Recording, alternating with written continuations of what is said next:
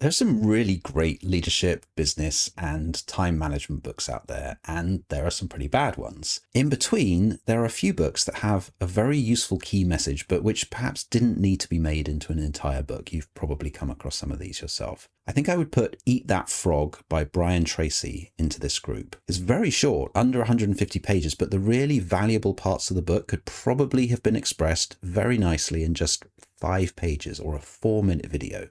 So that's what I'm going to try to do here. The core idea of the book is very simple. When you have a lot of tasks ahead of you, pick the one that you dread the most, the one that every instinct in your body is telling you to leave till another day.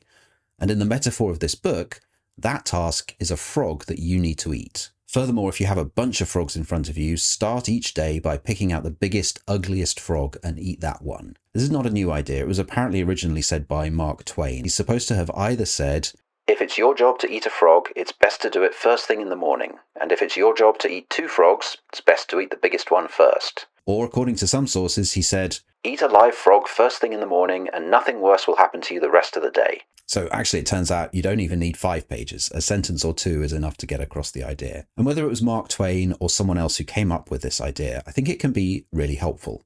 It's a crazy enough metaphor and a really visual one that sticks in the mind. So my complaint with Brian Tracy's book, aside from it being far longer than it actually needs to be, isn't that the central idea is not helpful. It's that the book takes this very simplistic black and white view of what work is like. Neither of Mark Twain's quotes say what Tracy says, which is that you should do nothing else until you've completely eaten that frog. Now, I do get this. It's a way of saying that it's not good enough just to lick the frog's foot and then move on to dessert. But the problem with this is it's a pretty cavalier oversimplification of the way that things really work, especially for leaders. As a leader, you won't often find yourself with tasks that you can just complete in a single sitting. More often, these thorny tasks involve finding something out from someone else, getting a group of people together, considering multiple viewpoints, that kind of thing. You can't do all of that in a single sitting at the start of your day. So my variant of Eat That Frog is that you should indeed start the day by picking the biggest, ugliest frog, but all you need to do is eat as much of it as you can manage in a single sitting. And this might be as little as just sending out an email, or it might take all day.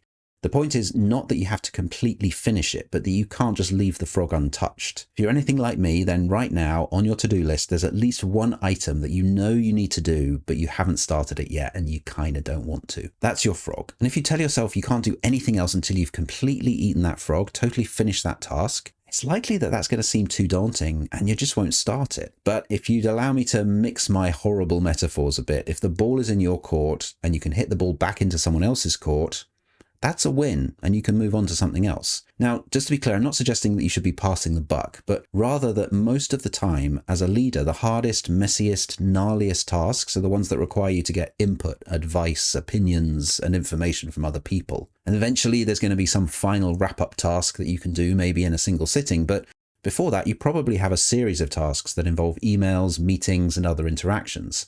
And when you think of it that way, that big, ugly frog becomes a much more appealing plate of frog's legs that you can eat one at a time. Just don't forget they're there. So I think the idea of starting your day by eating a frog is actually a really helpful one. I say it to myself. When I sit down at my desk first thing in the morning, I say, what frogs do I need to make a start on? And when you put yourself in that mindset, it becomes a lot easier to overcome the procrastination, the fear, the worries and excuses that are stopping you from getting going with something. If you're a software engineer that's moved into a leadership position, or if you're thinking of doing so, you'll probably already have realized that communication between people is almost always the hardest thing to deal with at work.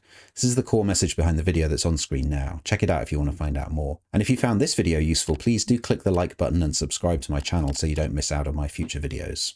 Bye. See you soon.